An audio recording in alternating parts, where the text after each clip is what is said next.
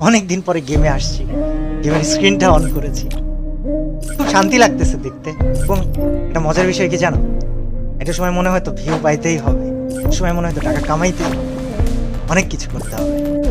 এটা এখন কি মনে হয় জানো, এখন মনে হয় কিছু একটা করে যেতে হবে যেটার জন্য মানুষ আমাকে আজীবন মনে রাখবে।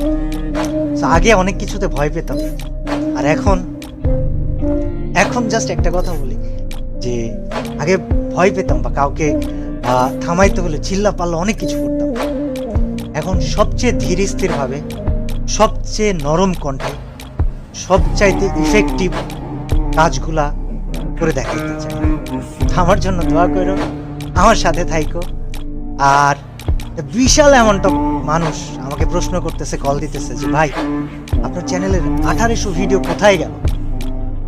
ওয়েল, কোথায় গেল কি হলো তোমাদেরকে বলবো না, তবে বিষয় হচ্ছে যে একটা পরিকল্পনা ছিল, আছে। আমার জন্য দোয়া করো যেন আমি পরিকল্পনাটা বাস্তবায়ন করতে পারি, এবং তোমরা আমাকে মনে রেখো আজীবন। আমি তোমাদেরকে আসলে অনেক ভালোবাসি, কিন্তু তোমাদের থেকে বেশি ভালোবাসি আমি আল্লাহকে। আমার পরিকল্পনাটা অবশ্যই থাকবে, তবে আছি আমি কিছুদিন তোমাদের জন্য সাথে থেকো। আর অফিসিয়ালদেরকে আমি বলবো, আপনারা যদি আমার এই ভিডিওটা দেখে থাকেন, আমাকে খারাপ ভাইবেন। আমি কমিউনিটি গেম এটা আমার কাছে খুবই ভালোবাসার জায়গা। আপনাদেরকে আমি অনেক সম্মান করি, অনেক রেসপেক্ট করি, বাট আপনাদেরকে না দায়িত্ববান হতে হবে।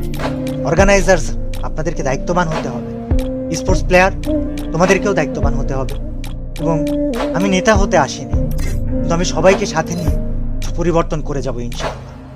আমাকে অনেক অনেক জায়গা থেকে, আমি ফ্রি ফায়ার ক্রিয়েটর বলে অনেক সময় অনেক কথা বলা হয়েছে যে কি করতেছেন আপনি, হ্যান ত্যান সাত শত। তবে আমি ফ্রি ফায়ারকে সম্মানের জায়গায় রেখে তারপর ইনশাল্লাহ হারাই যেতে চাই। আল্লাহ হাফেজ সবাইকে, আবারও দেখা হবে। এবং নিয়মিত ভিডিও দিতে পারি, বা কিছুদিন পর পরও দিতে পারি, আবার নাও দিতে পারি।